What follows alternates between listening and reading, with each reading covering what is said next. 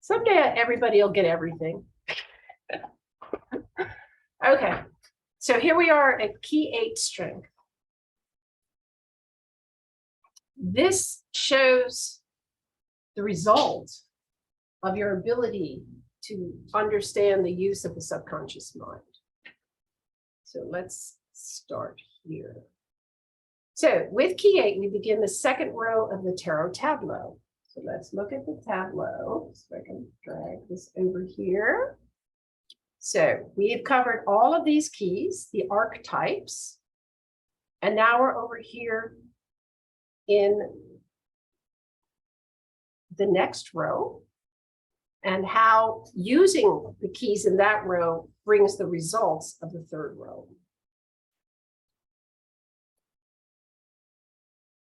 Okay, stay over there. With key 8, we begin the second row of the tarot tableau. Let's revisit the meaning of each row of keys in the tarot tableau as set down by Paul Foster Case.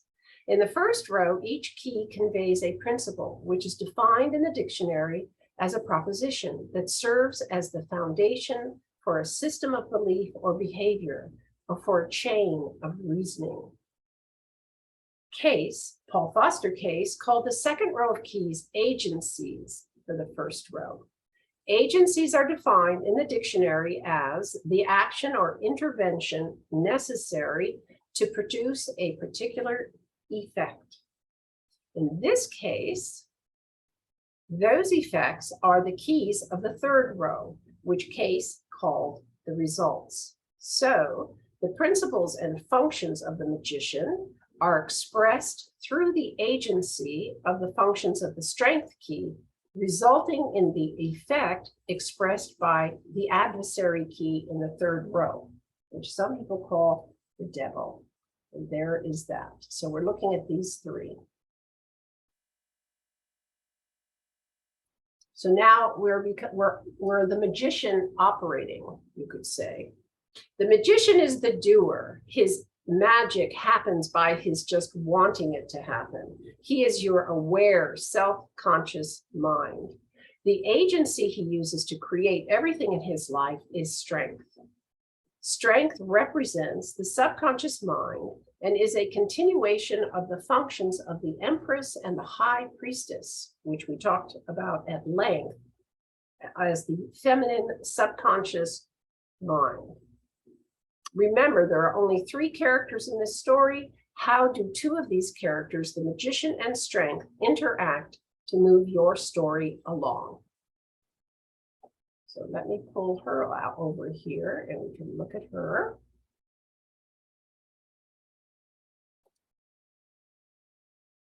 There she is. Okay, I previously told you that the subconscious mind is always amenable to control by suggestion.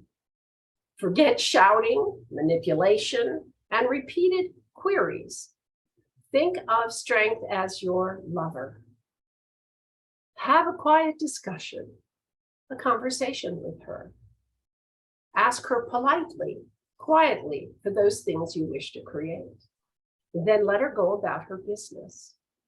On the card, she is completely relaxed, poised, gently holding the fierce, powerful lion, which represents all of nature below mankind, with love.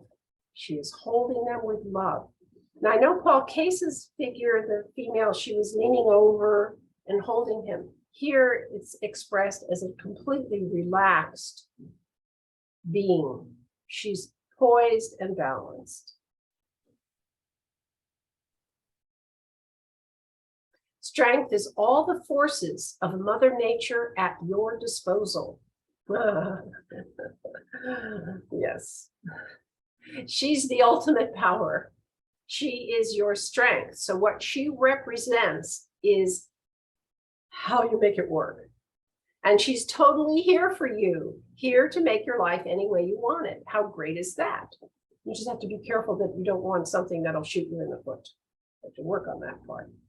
So let's look at the 3 terms: amenable, control, and suggestion, so that we're on the same page.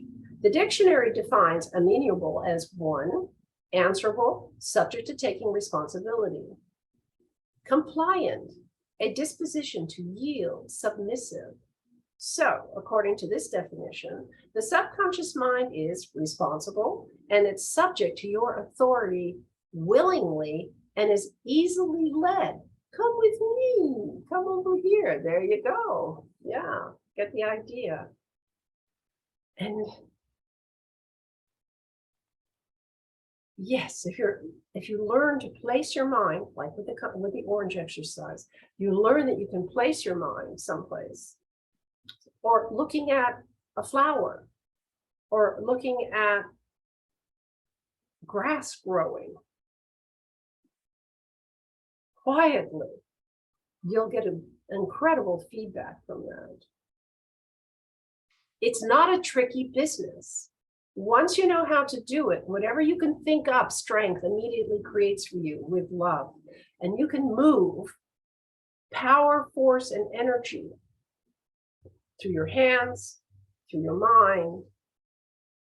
If you understand how this works, that you don't do it, you just place yourself there. Suppose we want health. Strength carries on all the body building work. That achy elbow, your toe doesn't work, stretching your muscles incorrectly, she's in charge. Our concern is not with the processes, but with the outcome.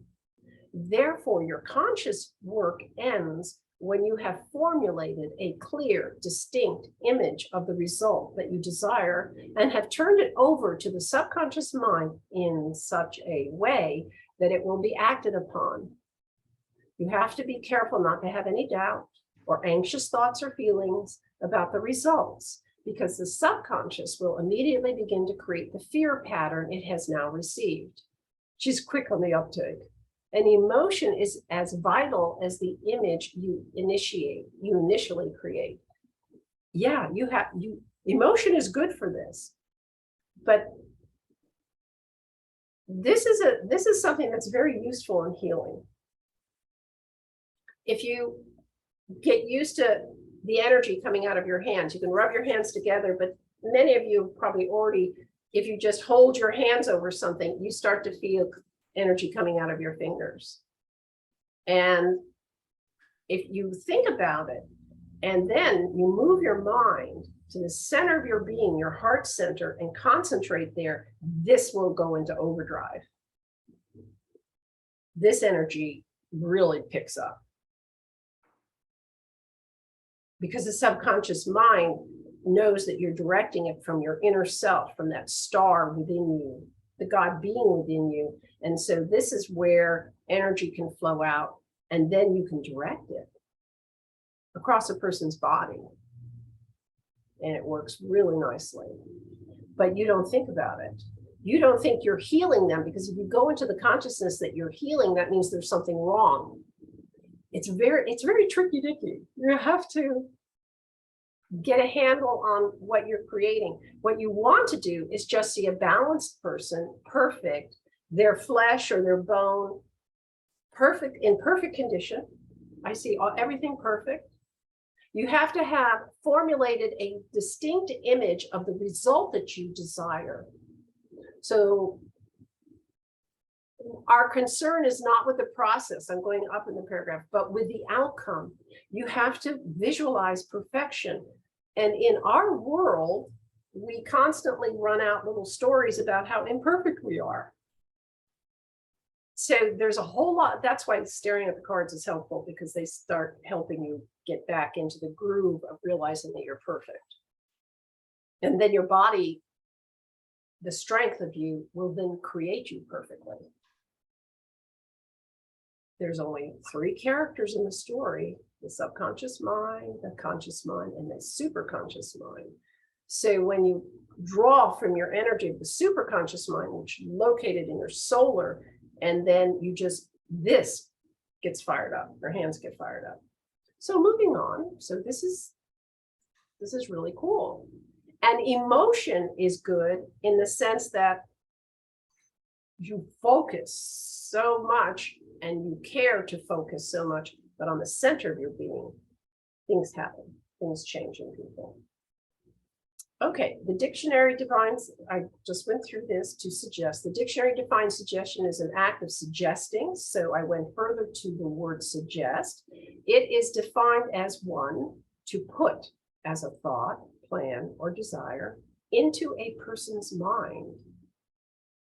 Two, to remind or evoke by association of ideas. So a suggestion is a hint, which connotes subtlety. An effective suggestion is indirect. Strength more readily responds to what is implied than to what is explicitly affirmed, stated, or commanded. And I will add to that, then you are, when you're trying to create something, either a healing or a bigger paycheck, you give it a suggestion and then it will go out and create it appropriately. So everybody wins for you. Let God figure it out.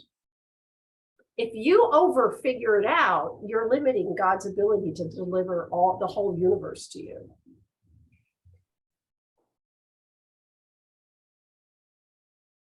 Suggestions. Remember, you have to speak with a soft voice to strength, to the subconscious mind. Okay, we're going to do this. I did this the other day with my hand. I was gardening, dragging large bags of dirt around. And then after about 2 hours, and I go in and I'm washing my hands. I go, oh my God, what did I do with these 2 fingers were like, what did I do? So I looked at my 2 little fingers and I went, oh, you poor things. And I just put my other hand over them. And then I crossed my mind, well, my right hand is stronger than my left hand, but that's too bad. The right hand is what's sore. So I just went, oh, you poor things. And I was just doing this. And I was just saying, oh, you're just fine.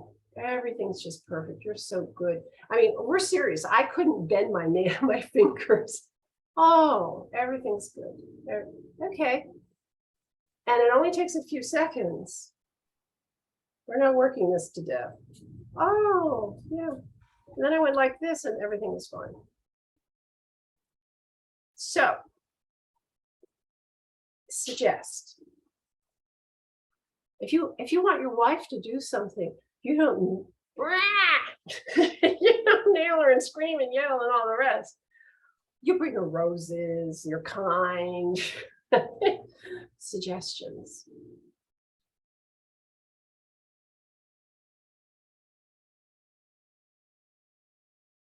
This is because subconscious reasoning is deductive. You don't have to coerce the subconscious mind. You do have to acquire the art of gently intimating what you want done. The responsibility for right direction rests on you. Even a perfectly conceived suggestion of health will fail if it is contradicted by hundreds of fear thoughts, by persistent carelessness in the selection of food, or by refusal to give your body its necessary supplies of exercise, water, air, light, and rest. And of course, the old crossing the street, look both ways before you cross the street. You're dealing with an aspect of the high priestess, so what you do and think all day is recorded. Oh, yep. If your deeds undermine your words, the suggestion that reaches and affects strengths activities on your behalf is the suggestion of your actions. You can't lie to the subconscious mind because it's inside you. It's like lying to yourself. She doesn't respond to those statements or affirmations that you've learned from some book or teacher. No, not from me. You have to come up with what works for you. Your subconscious mind is controlled from the level of self-conscious awareness. Ta-da, the orange exercise. Start to be aware. Stare at plants, stare at flowers. Ask her, if you have a potted plant, look at it and go, how are you doing today? Oh, you're looking like you're a little dry. Maybe I should give you a little more water. But you can be quiet and it might actually talk to you. And it will talk from within you. You'll hear it from within you. Your subconscious mind is controlled from the level of self-conscious awareness. What we think, say, and do throughout the day furnishes the bulk of the impressions received by your inner strength. You need to be awake. You need to be awake where you place your attention, where you focus. If you criticize all day long, you're not going to be too happy, because what you put out there comes back to you. She delivers that criticism to you, not to someone else. Oh my God, look at the way that guy dresses. That, oh my, they're so unstylish and da da da. And the next thing you know, your wardrobe is a wreck. So just think of it. That's light, but you have to get the idea of how to work with this. It's so subtle. Okay, so let's see how the above is expressed in key 8 through color and symbol. The woman in key 8 is the high priestess key 2, memory. The empress key 3, duplication. And the woman in key 6, the lovers, right discrimination, all in one. She represents the human aspect of subconscious mind. She controls the functions of every organ in the body and directs the currents of prana, the vital energy of life breath. In this key, she wears a crown of flowers, hinting that we are concerned with organic processes. Flowers are the reproductive organs of the plant kingdom. Interesting to think of that. And any crown represents will. So any card you see has a crown, and she has a crown of organic items, green, and they're flowering. So that's your will. Your strength lies in your dominion of the laws of Mother Nature. The Hebrew letter teth, or T or TH, means snake. In this case, the coiled serpent power. Note the small picture of a coiled snake in the lower right-hand corner of the key. So you've got this little guy over here. That's one thing I liked, the way Mother Ruth added some of the symbols in the corner of the cards as a reminder. So when you're looking at the card, you can even gaze down at the symbols just to trigger from within you thoughts about that symbology of the card. So what is the serpent? Okay, so here we are dealing with sovereignty. She has a crown, having to do with intelligent control of that aspect of the serpent power, which is the Kundalini, which travels up our spine. According to this card, you are not only recreating your everyday life, but also you are recreating your body and spiritual life. And nature has given us a break. We have a completely new body every 7 years. Of course, it's not like you go into a closet and you come out with a whole new body once every 7 years. You're next, come on in. No, it's kind of over a period of time, but the whole kit and caboodle gets replaced in 7 years. Kind of cool, huh? So there's hope, because remember, all your thinking goes into the cells of all your body, because every cell has a nucleus where the light comes in and the consciousness of that cell is.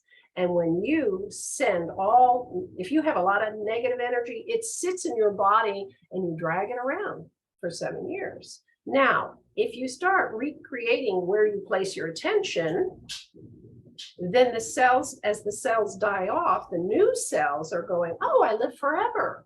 Oh, I'm perfect. And guess what? It's expressed all over your body. It also allows you to consciously work with your body as a whole. So that's what's going on here. You're not only recreating your everyday life, but you're also recreating your body and spiritual life. Your spirit runs your evolution of your body. So as your mind and consciousness evolve, the body evolves. You have to figure, we've moved along since back in the day when we were just discovering fire. So over the head of the woman is a horizontal figure 8. Like that of the magician, the figure 8 is the infinite rhythm of involution and evolution. Strength is subject to the magician's influence. The strength card represents your subconscious response to the principle of attention that the magician personifies. What the magician cultivates, like the lilies and roses in his garden, is made manifest through the agency of the strength card.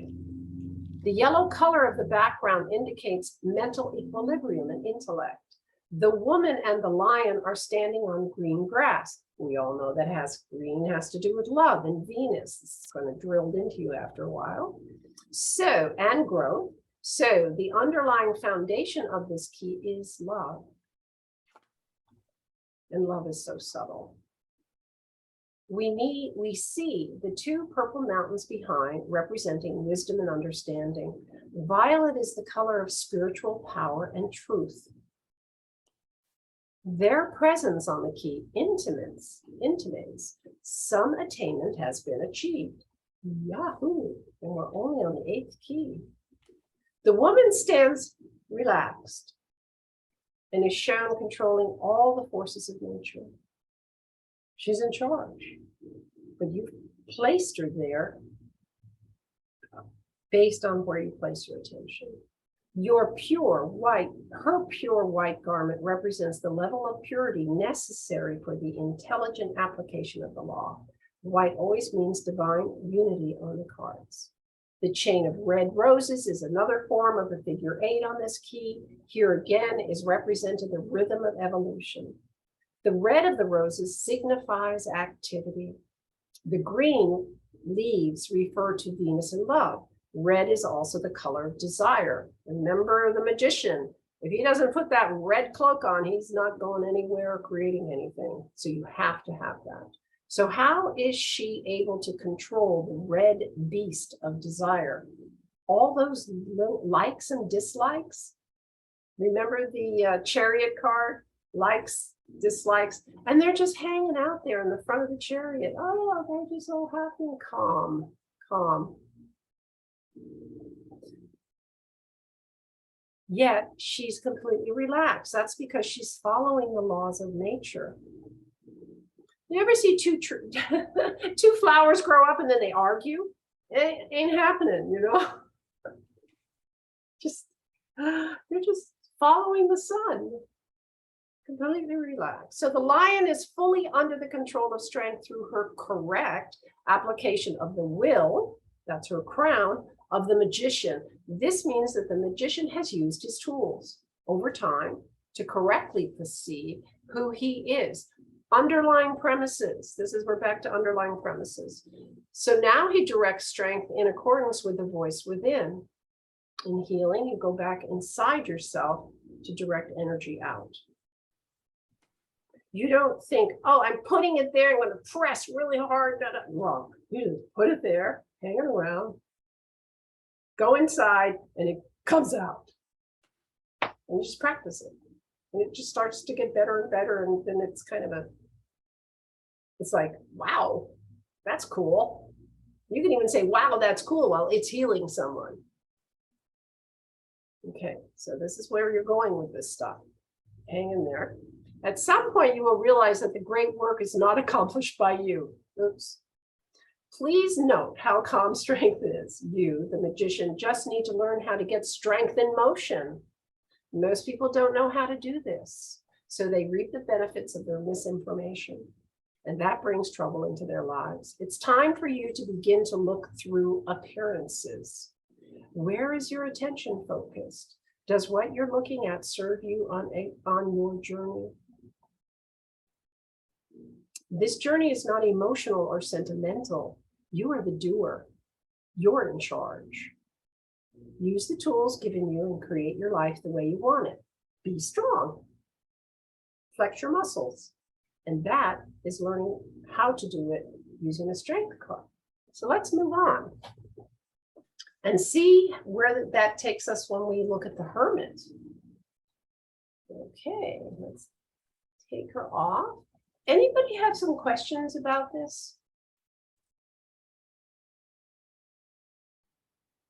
You're welcome to ask questions. And I can't see all of you, but I can rotate this down and we can see more people. The purple mountain in the background, does that connect to the Fool card? Oh, yeah. Every time you see the purple mountains in the background, it's the highest vibration of color is purple. So that's why they have the purple there. That makes sense. Yeah, it's the highest rate of vibration for color, and then it goes off the spectrum for your eye, though you can see it without your eyes. So anybody else have a question? I'm looking you over because we do have quite a number of people here. Don't want I have any a lot other of questions. Just don't know where to start. Who's asking? I've got questions. I'm just not quite sure where to start with the. Okay. I think the difficulty, and I suppose that's the point of this, is the difficulty I'm having is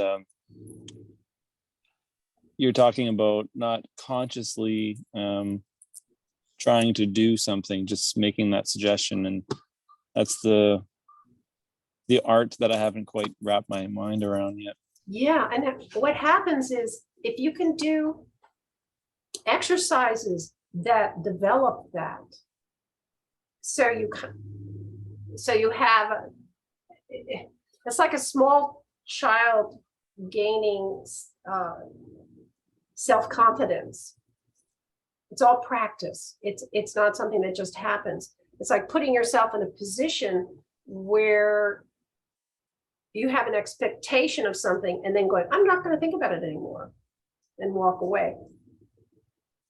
And then see if what you've asked for appears. And you can do that in some small exercises. And it's important to do baby steps. One of the things I found, and just to give you an example, is we have, why do we have a priesthood? Why do we have communion? And then some churches say, well, it's just in memory. In others, in our organization, we accept the transmutation of the bread and the wine into the body and blood of Christ. So what do you mean by that? Okay, so I see being at the altar is like 101 Holy Grail, something like that. So you're there, you have this liturgy in front of you, and you speak it, and then you hold a cup up, and then it's got wine in it, and you state something. And after you've done this a few times, you hold the cup up, and all of a sudden there's this wave of energy going through the cup. Oh, how did that happen? And I can feel it. Okay. And then you have the bread, and then you ask for the light to come down. Or then you go to serve it and you put your hand on someone's head, and all sorts of things are starting to go through you. You're starting to pick up on who you really are. And you're also starting to create by speaking the word. And if you took that glass of wine and sat out in the living room and had wine with your friends, you're in a different environment. But when you sit there and you have a certain, so now after a while, you don't even need the altar, because you get it. It's like me hanging out with my two little fingers going, oh, you poor things. Oh, I know you feel bad. And then they're done.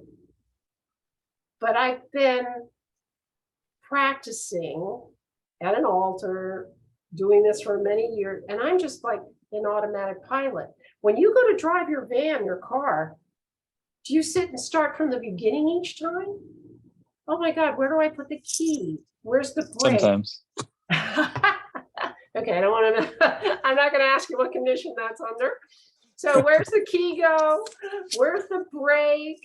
I mean, I once learning to drive, hit the gas instead of the brake, and well, that took care of the front end of the car. So yeah, and my mom, when she was teaching me to drive, had this little pink juice. I never quite asked her what was in that thing, as she was, I'm 15 and she's going, oh my God, hanging on to this, as I was learning to drive. You're learning to drive your body and your world and your spiritual life here. So you have to find little incremental things that give you a return on investment, so to speak. So we'll have to come up with I love the orange exercise just because of the sense of eternity that you get if you do it often enough. It's like, oh, there's more going on. happens is because you've placed your attention there, you do swim in the mind of God or creation, whatever you want to call it. It starts to talk to you because you're paying attention. It's really interesting. You don't start out doing that. You pray, I'm going to pray, da, da, da. And then you've got this being or this whole mind that you swim around in that's love to talk to you. And you don't find out until you talk first or pay attention first. So some people go up in a mountain and they sit there and they meditate, but now go do that and do the laundry and be just in the same mind, in the same place, in the same relaxed way. You don't have to go anywhere. You can be in downtown anywhere or in the mountains. You're the same. But it's practice. It's just little things. You're looking at the cards today is setting up a whole pattern to draw to you these things into your life. Because you're working the subconscious mind within you to draw this to you. I'm interested in this. Oh, you want that? Oh, I'll give you more of that. It's so subtle. And it can't be proven until it starts to happen in your life and it's proven to you. And now you try and tell that to someone else. They just look at you like, oh yeah, it's gone. So it's setting up small tasks that you let go of. And then, so someone comes to me for healing and I write their name on a sticky and I put it on the altar and I pray over it. I see the person perfect, everything perfect. And then I go, okay, it's yours, God, you fix it. And I walk out and I don't go back. And then maybe a day later, 2 days later, there was a young man that was here. He was having heart problems and he came with he was he was a student of my husband's, a German language student. And he came back to visit and he found he had some real severe difficulties. And so I watched him and then put him on the altar, quote unquote. 2 days later, his folks called my husband and said, he's fine. And he'd just come out of the hospital and had his heart checked. It's just little things. I know someone, I put him up on our website, Mark Ehrlichs, he is a healer. That's his favorite thing, but he teaches classes on these little, what he calls our toolbox. And it creates patterns of getting used to letting creation do the work for you. So I enjoy it. I go to his classes because he was in our orders. He came in the same time I did in the 70s. So, but he parses it out. He tries not to talk in quote spiritual. He sometimes says, did I get too spiritual today? I don't want to be spiritual. I want to be I want it to be a regular way of living for people, to just ordinary people. You don't have to be religious. You're just practicing certain. So he gives in the classes, they're an hour and a half for 4 days in a row. And you get homework, visualizations or something you have to create. He does one with a tornado where he has you looking at a tornado and then you pick a piece of paper out of it and then it tells you something. But he sets it up in such a way that it does. And then you report the next day, well, what did you get?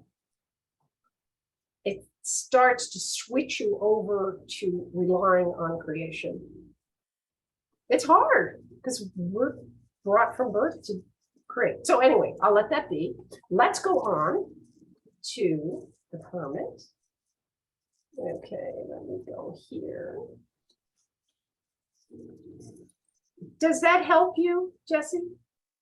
Yeah, no, I'm my silence is not me not listening. I'm just trying to sort of plug what you're saying into some kind of a pattern. There seems to be like a handoff, some kind of a handoff that has to take place where there's the conscious mind that takes things to a certain point, but then there's a handoff where, you know. That's well put, a handoff, yeah. And then you have to be relaxed enough to not try and fix it. You have to let it happen. And it's just getting used to doing it. I mean, in our order, we prayed a lot.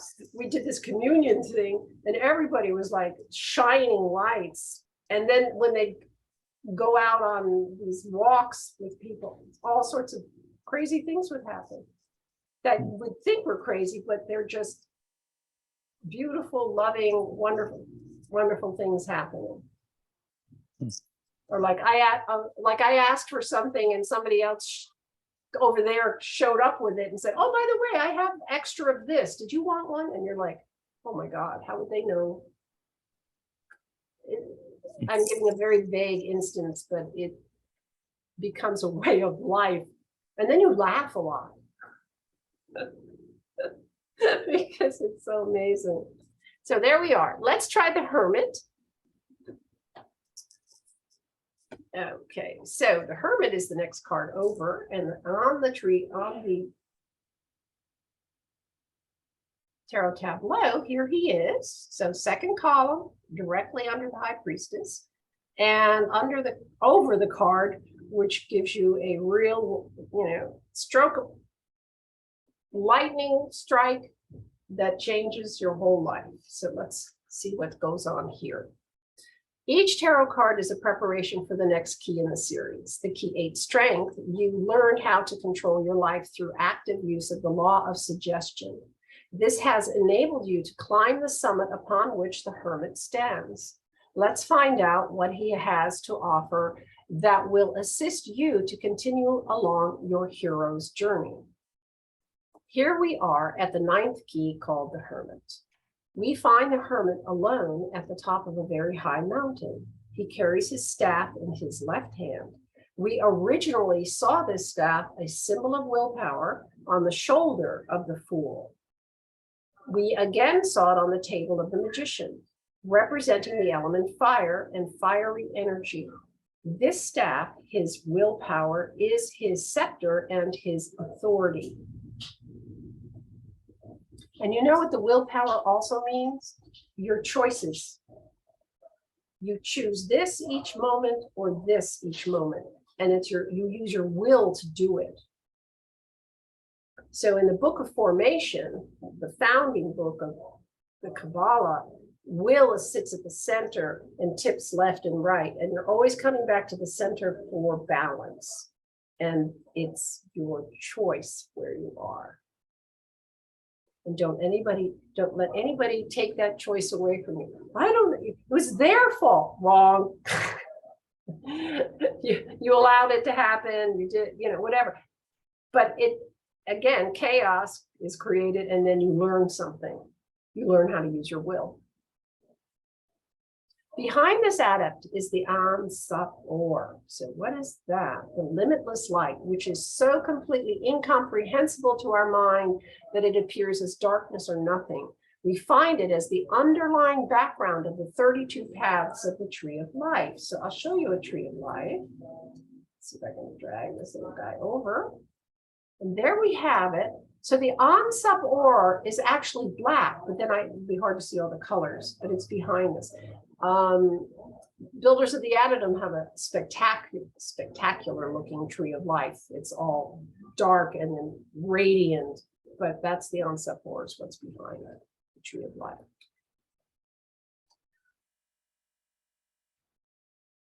He wears a gray cloak, and I'll bring him over so we can watch him. Let's see if I can make his guys more narrow. Be careful when I move so I don't lose it. Nope, it's not going to get smaller. Okay,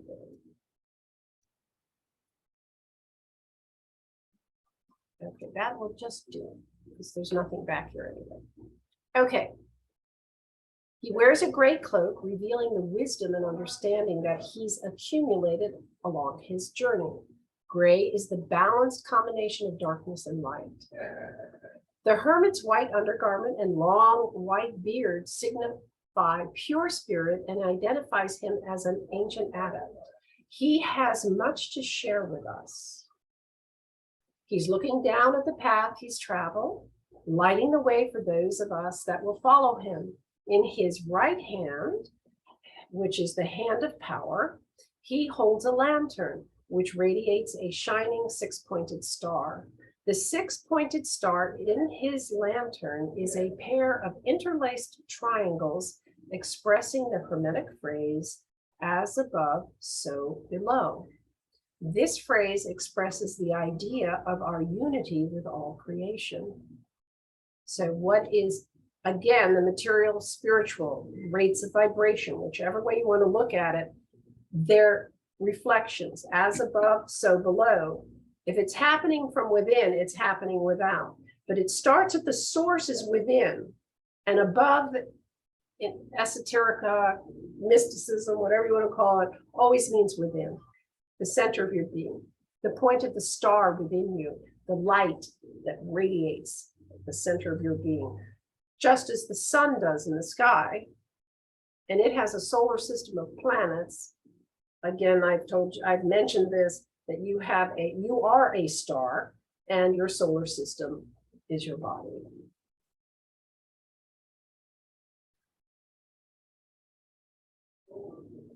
When we can acknowledge and experience a feeling of unity with creation in our daily lives, then we will be able to see the Hermit's light and allow it to guide us toward him.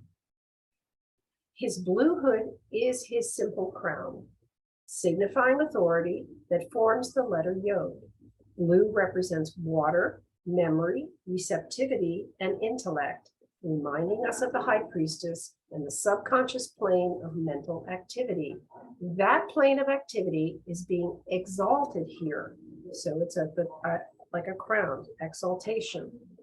As with the wand, the letter Yod is associated with will. Again, so now we're having a crown represented by will. Will is like really important if you read the Book of Formations, like you really got to understand choice.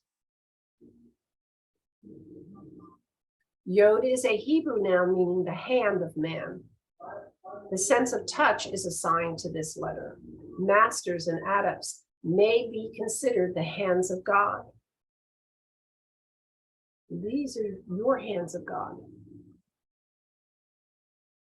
And you can use them and the energy will come out. If you once develop the sight, you can actually see it flowing out. But you can feel it. If you start to allow yourself a place where it starts to activate. When I was serving at the altar, I was given a notion to include people to assist me. It was basically bring them up here so they can feel the power. So I did. I started bringing people to assist, and then they would look at me and go, "What is that?"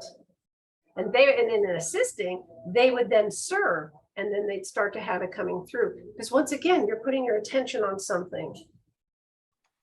And I'm not telling them that that's what's going to happen to them. I'm not, it's an experience. So that's the thing, Jesse, you have to have it inside out. No one can tell you this. If you sit and want to argue about this, you're sitting on the tree of life at the point of foundation, which is the psychic, right above the earth.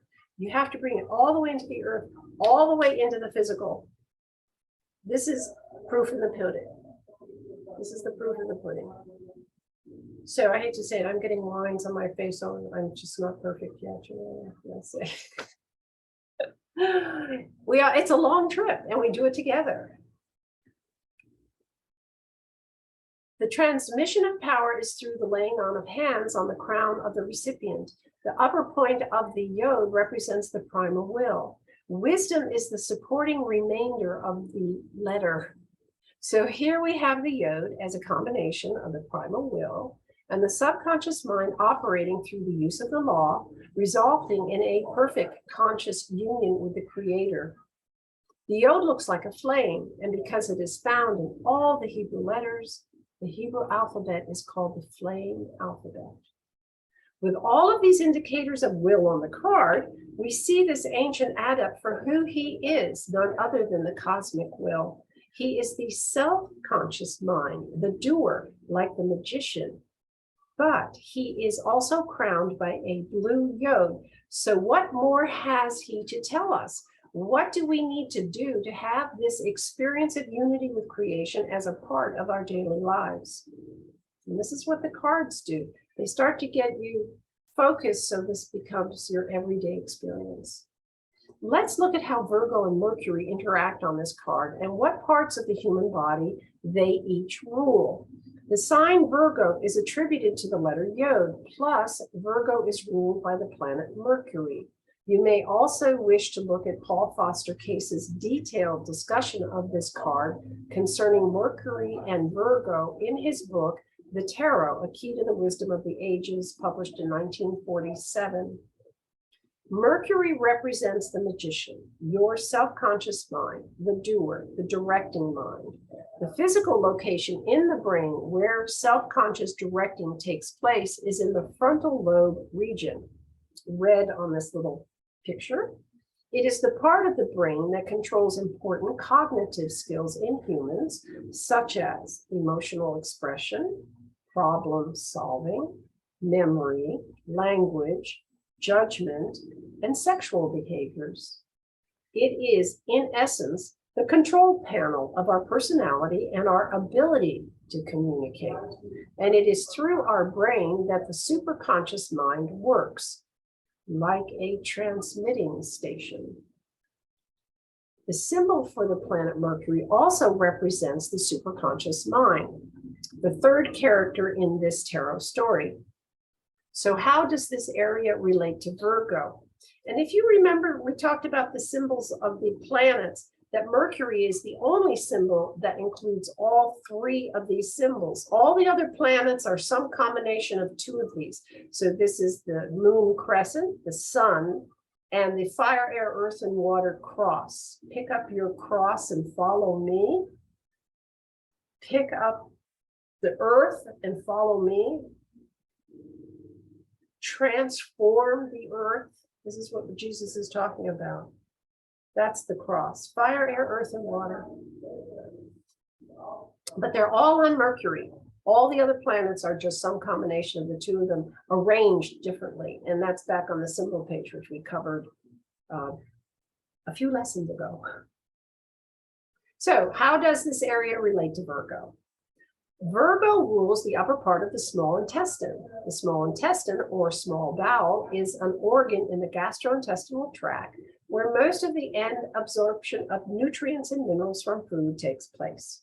It lies between the stomach and large intestine. Chyle, or chyle, is a milky bodily fluid consisting of lymph and emulsified fats or free fatty acids. Chyle is formed in the small intestine during digestion of fatty foods and taken up by lymph vessels, specifically known as lacteals. From here, the food is sent to the various parts of our body, including our brain and nervous system, through our blood. So here we see a direct connection between the health of our brain and nervous system, Mercury, and what we choose to eat, which determines the health of our gut, Virgo. And of course, I came across this book. It's really priceless. That is a copy. That's a copy of the one I actually have in my little collection here. In addition, with our understanding of the use of the law of suggestion from strength, by subtle self-conscious suggestion, we can direct the release of nutrients in the child to create a healthy, balanced, calm body. And the body is where you live while you accomplish the great work. Welcome home. This is where you're doing it. Again, look both ways when you cross the street. Otherwise, you'll have to come back again. I always think, can't I just remember everything when I first come in? It's like trying to evolve. So I found this same information in a small book called Basil Valentine, His Triumphant Chariot of Anatomy, with annotations of Theodor Kirkringus, dated 1678. he referred to the child in the small intestines as mother's milk and its important effects on the nervous system and brain. According to Wikipedia, Basil Valentine, circa 1600, is the anglicized version of the name Bacillus Valentinus, ostensibly a 15th century alchemist, possibly canon of the Benedictine Friary of St. Peter in Erfurt, Germany, but more likely a pseudonym used by one or several 16th century German authors. Whoever he was, Basil Valentine had considerable chemical knowledge. And that's related in this card because of, we're talking Virgo, we're talking Mercury. Why? Okay, let's move on. Then, more recently on this same topic is a book published in 2015. So you can tell when I initially wrote this card up, The Power called Brain Maker, The Power of Gut Microbes to Heal and Protect Your Brain for Life by David Perlmutter, MD, a board certified neurologist. He links the health of your gut in determining the health of your brain. He introduces us to the microbiome in our bodies and how to keep it healthy. He draws on 30 years of key clinical and laboratory studies and results from doctors and patients from around the world. A most remarkable, sincere, dedicated scientist. And I had lunch with him. And I didn't know about the Brain Maker. A girlfriend of mine, Sue Smith, who comes to class and I've known for a long time, she said, you got to come, you got to check this out. So I meet him and I already have this book in my little repertoire and I'm going, you got to be kidding. This never goes away. The tarot has been around a long time. So they've been teaching it and now science is catching up. All right, to continue. So the Hermit lights the way for us to give us a better understanding of how creation works. He is depicted as the supreme will, and he shares with us how to be more closely united with him through the use of the laws of creation. The Hermit tells us that by directing our attention with intelligence to the mother's milk in our gut, we are able to create a more perfect vehicle, brain, and nervous system. Just know, it is a bolt of light from the Hermit's lantern that destroys the tower in key 16. That's right below him. 9 is the number of this key. It symbolizes in the Kabbalah the end of a numerical cycle, but also includes an aspect of each of the preceding numbers. The Hermit is the fool who has now risen from the abyss, having learned much from his many adventures. But in truth, they are one and the same behind the great creator's veil of youth and old age. I think that's it, yeah. So here we are. Anybody have any comments or thoughts, or you're all mostly on mute? I think it's interesting that the Hermit is the fool who has now risen from the abyss. That is really cool. And with all the wisdom that he's experienced, etc.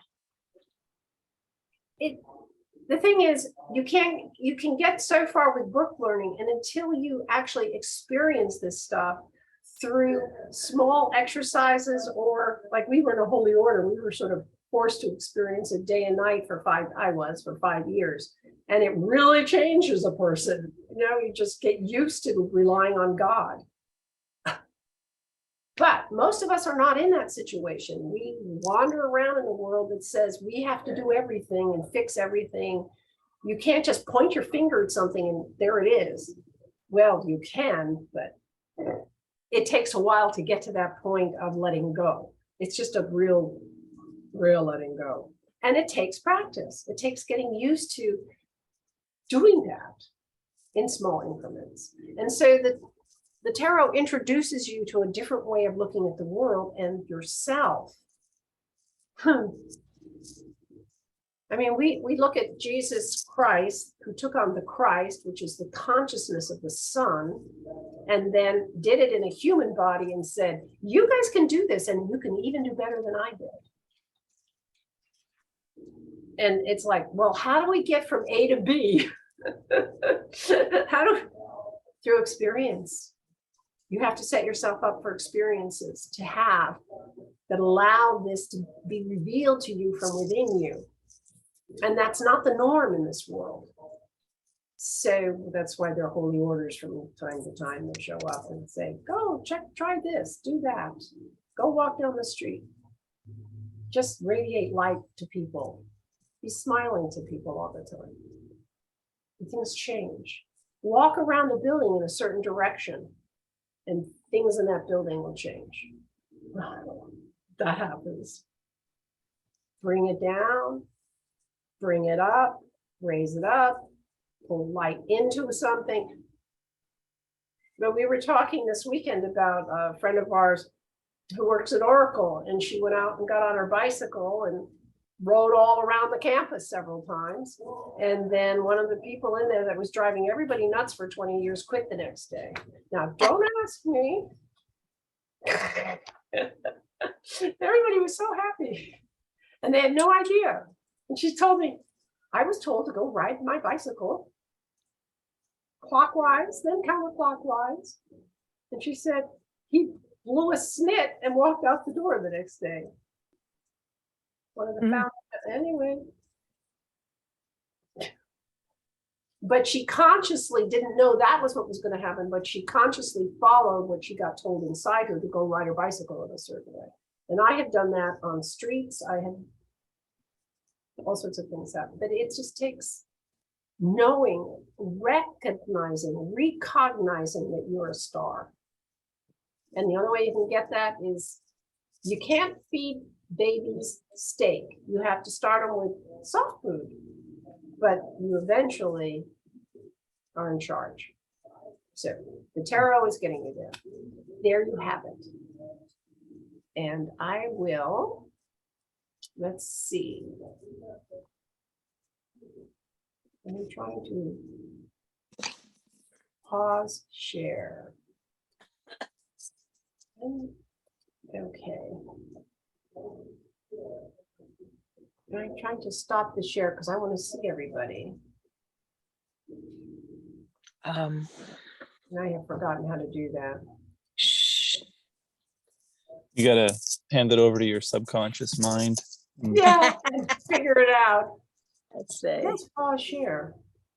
So I just want to stop the share. Try this. I did. I hit pause share. The red thing came up, which is what I was looking for, and there we were. Just click. And other people, when they're working on their computers, they just click everything until something works. That's the same kind of thing. This isn't working, so I'm just going to keep doing it. I'm not going to break it.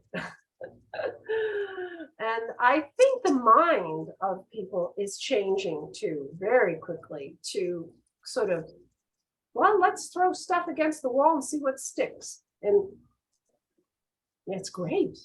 But the tarot opens up new venues for us. It's absolutely delightful. Yeah. So there we are. Hope you all enjoyed it. Any questions now? Color your cards. Get them in front of you. This is the sneaky thing. They're working on you. Ah, lovely. Look at you. Someone's coloring her card. Yeah, I'm telling you, allow your subconscious mind to run your, get it going. And then it will draw to you what you really want. It's a resonance. It's a resonance from within you, the God in you. Draw that because you really want it. There you go. Have a good evening, everyone. Thank you. Thank you. And I look forward to next week. We got 2 more cards next week. Take care. Bye-bye. Thank you, Margo. Bye. Bye. Good night.